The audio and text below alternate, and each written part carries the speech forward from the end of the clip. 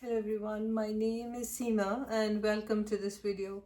What are we discussing today? The topic for today's discussion is, why is it that the ones who lead suffer the most? Well, when you are leading, that means you're doing something innovative, something that no one has done before, and something that requires a lot of intelligence, courage, and creativity to do. There might have been people who could have been in your shoes, but who have either not raised their voice against something or have been pressured to keep quiet, or have been lured into prospecting something better, like with greed, to be given enough compensation to keep them quiet, and or they have just gone unheard. And so whatever the reason was, uh, whoever was causing trouble has always kept their power, because they would not let an uprising ever happen. So most people ignore when they are facing certain things, and most people like to compensate the lack of something with getting something in return, to kind of compensate. Say if I'm not happy with the family member, then my spouse can make sure that I go on a vacation, so I am not bothered by that. So and that really doesn't fix. It's a band-aid, but it really doesn't fix. But some people are just happy doing that, get a diamond ring, keep quiet about the affair that I'm having, things like that. So what what are we supposed to do when we are at on the leading edge, where we are not willing to compromise on our value system, and we are being faced a challenging situation? What is a person supposed to do? See, you come to a point in life where you're willing to leave the world even if you have to, but you will stand up for what it is that you strongly believe in and not give away your power. So when you come to that stage, you're like a kamikaze. You don't really care what is going to happen to you in the process, but you would rather stand up for what you think is right. And when you do that, of course, you'll have a lot of people, more enemies than friends. You will have really no friend, because anyone who stands on your side will also be pulled down by the same people who've caused oppression on you. Right? So you really find yourself alone. You find yourself raising your voice against something that no one else is willing to stand with you, to speak up against. And so again, it's just your one voice, you one person against the many who are causing the problem, right? So it's very easy to shut you up by saying that, oh, she's just making up things, or this person has no character, or this person is good for nothing. See, this 10 ways I can show they've not been a good person. And so they go around making sure that you have no value, so whatever comes out of your mouth has no value to the people who are listening to what it is that you say. And so you find yourself alone. You find yourself doubting what you're saying, because that's what they want to create in the process. Because again, you're alone, there's no one understanding what it is that you're saying. And so any support structure that you have has to be cut down. Again, you're leading, right? You have to be all alone at the top of the mountain, and so everyone else gets left behind.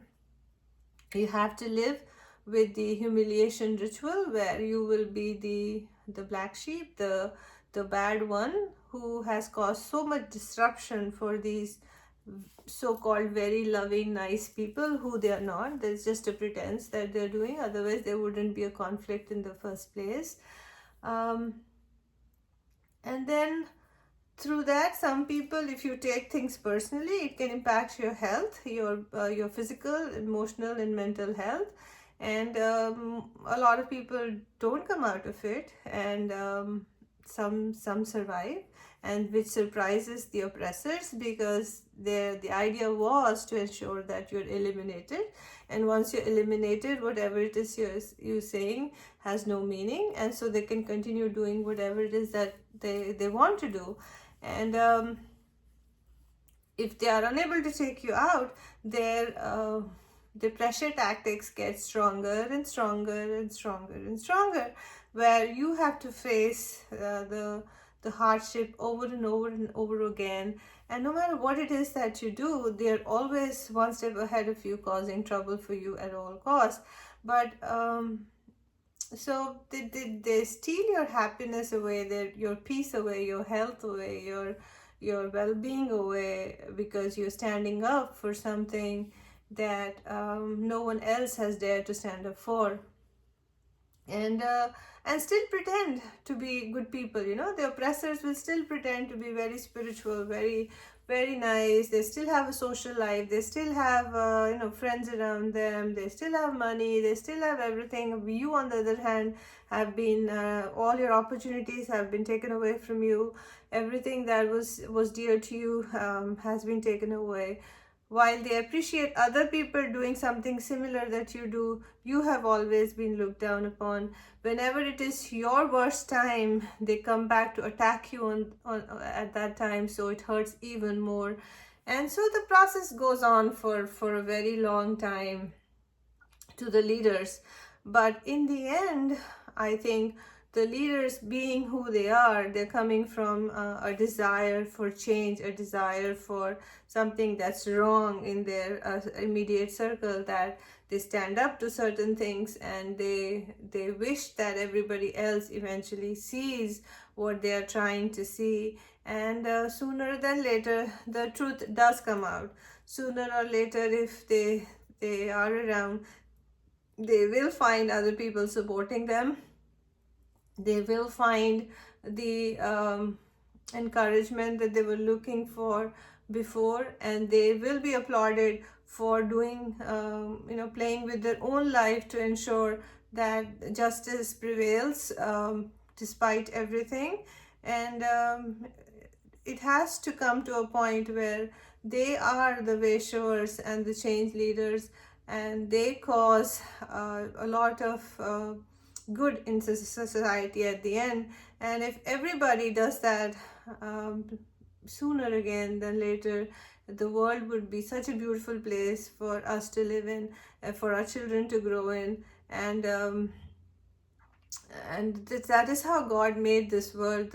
God didn't make this world for us to be abused and suppressed and face hardships from people who just want to be in control, who want to be powerful and just do their own things, whether they are of any meaning or not for anyone else. They're just selfish, they're just self-centered. They want there's greed, there's ego, and for that they play with the lives of those individuals who they think they can. They just bully because they can, and they give people a hard time, not realizing that this person has family of their own, children of their own life ahead of themselves, their own youth and peace and family to live for. And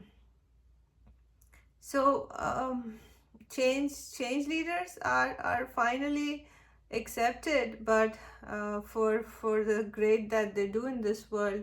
But they have to go for a long period of time through suffering, which is spiritual awakening. And in the end, they find that because they stood up for the truth, they are very strong, they are very courageous, they are very intelligent, and they have the blessing of God on them that makes them succeed through all the hardship that the oppressors put them through, and they come out winner on the other side. This is deep. Hope this was helpful. Thanks for watching.